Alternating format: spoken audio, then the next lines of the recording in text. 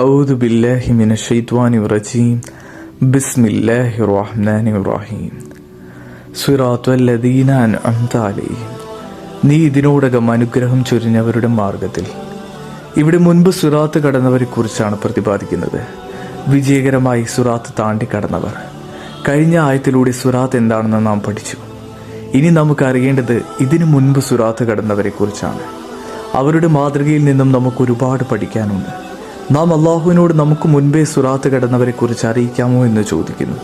അള്ളാഹു അതിന് ഉത്തരമായി ഖുർആനിൽ അവരെക്കുറിച്ച് നമ്മെ പഠിപ്പിക്കുന്നു. ആദം അലൈഹിസ്സലാം, നൂഹ് അലൈഹിസ്സലാം, ഇബ്രാഹിം, മൂസ, ഈസ അലൈഹിസ്സലാം, കൂടാതെ മൺമറഞ്ഞു പോയ സത്യവിശ്വാസികളെ കുറിച്ചെല്ലാം അള്ളാഹു നമ്മെ ഖുർആനിൽ പഠിപ്പിക്കുന്നു. അപ്പോൾ ഖുർആൻ ഓതി ആ കഥകൾ പഠിച്ച് അതിൽ നിന്നും പാഠങ്ങൾ ഉൾക്കൊണ്ടാലേ നമുക്കൊരു നല്ല മുഅ്മിനായി സിറാത്ത് കടക്കാൻ സാധിക്കുകയുള്ളൂ. നിഅ്മത്ത് എന്നാൽ അനുഗ്രഹം. അള്ളാഹു നിഅ്മത്ത് കൊടുത്ത് എളുപ്പമാക്കി കൊടുത്തവർക്കല്ലാതെ സിറാത്ത് കടക്കാൻ സാധിക്കുകയില്ല. അൻഅമ എന്നത് നുഊമത്ത് എന്ന വാക്കിൽ നിന്നുമാണ് വരുന്നത്.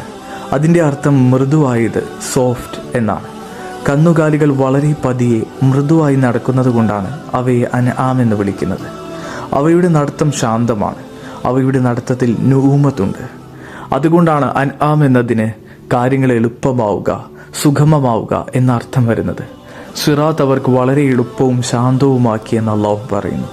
അവർ ഈ ജീവിതത്തിൽ കഠിനമായി പരിശ്രമിച്ചതുമൂലം അവർക്ക് അള്ളാഹു സിറാത്ത് എളുപ്പമാക്കി കൊടുത്തു. സിംഹത്തിന് കന്നുകാലികൾ എളുപ്പത്തിൽ ഇരയാകുന്നു. നമ്മൾ സിറാത്തിൽ എത്ര ഉയരത്തിൽ പോകുന്നു അത്രത്തോളം നമ്മുടെ ശത്രുക്കൾക്ക് നമ്മളെ എളുപ്പത്തിൽ ഇരയാക്കാൻ സാധിക്കും. കാരണം നമ്മൾ സിറാത്തിൽ മുകളിലേക്ക് കയറും തോറും താഴെയുള്ളവർക്ക് നമ്മൾ കൂടുതൽ ദൃശ്യമാകുന്നു. അവരിൽ ചിലർ നാം താഴേക്ക് വീഴാൻ ആഗ്രഹിക്കുന്നു. അതുകൊണ്ട് സിറാത്ത് കയറും തോറും നാം വീഴാൻ കൂടുതൽ സാധ്യതയുണ്ട്. എന്നാൽ അള്ളാഹുവിൻ്റെ സഹായവും അനുഗ്രഹവും അവൻ്റെ നിഅ്മത്തും ഉണ്ടെങ്കിൽ സിറാത്ത് നമുക്ക് എളുപ്പവും ശാന്തവുമാകും. ഇവിടെ അൻഅംത എന്ന വാക്ക് പാസ്റ്റ് ടെൻസിലാണ് ഉപയോഗിച്ചിരിക്കുന്നത്.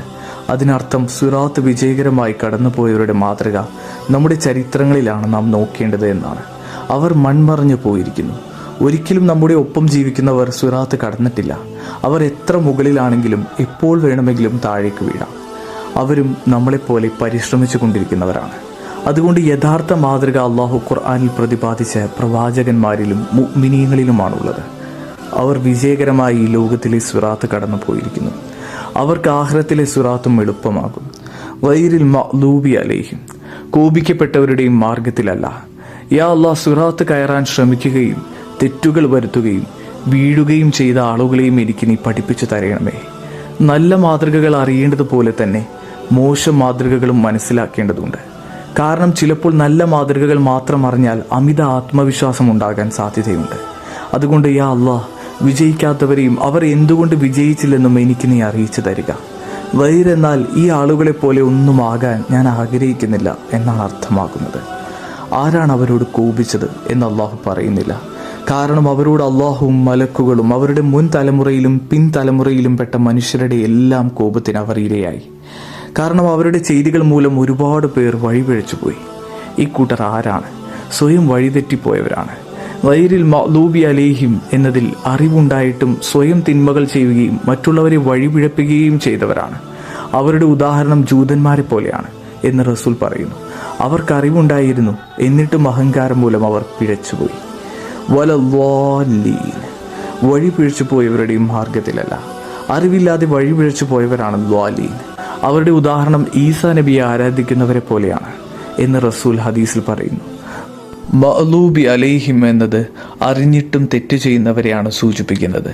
അവർക്ക് ശരിയായ വഴി അറിയാം, പക്ഷെ മനഃപൂർവ്വം തെറ്റായ വഴി തിരഞ്ഞെടുക്കുന്നു. വലദ്ദാലീൻ എന്നത് അറിയാതെ തെറ്റു ചെയ്യുന്നവരെയാണ് സൂചിപ്പിക്കുന്നത്. അവർക്ക് ശരിയായ വഴി അറിയില്ല, അതുകൊണ്ട് തെറ്റായ വഴിയിൽ സഞ്ചരിക്കുന്നു. സൂറത്തുൽ ഫാത്തിഹയിൽ ഈ രണ്ട് വിഭാഗങ്ങളെയും പരാമർശിക്കുന്നത് അള്ളാഹുവിൻ്റെ മാർഗത്തിൽ നിന്ന് വ്യതിചലിക്കുന്നവരെ കുറിച്ച് നാം കൂടുതൽ പഠിക്കുവാനാണ്. അള്ളാഹു ഖുർആനിൽ പറയുന്നു, അഫലാ യതദബ്ബറൂനൽ ഖുർആന അം അലാ ഖുലൂബിൻ അഫ്ഖാലുഹാ. അവർ എന്താണ് ഖുർആൻ ആഴത്തിൽ ചിന്തിച്ചു മനസ്സിലാക്കാത്തത്? അവരുടെ ഹൃദയങ്ങളിൽ ആരെങ്കിലും പൂട്ടിട്ടിരിക്കുകയാണോ? ഖുർആൻ ആഴത്തിൽ വായിച്ച് പഠിക്കുന്നവരിൽ നാഥൻ നമ്മെ ഉൾപ്പെടുത്തി അനുഗ്രഹിക്കുമാറാകട്ടെ. ആമീൻ.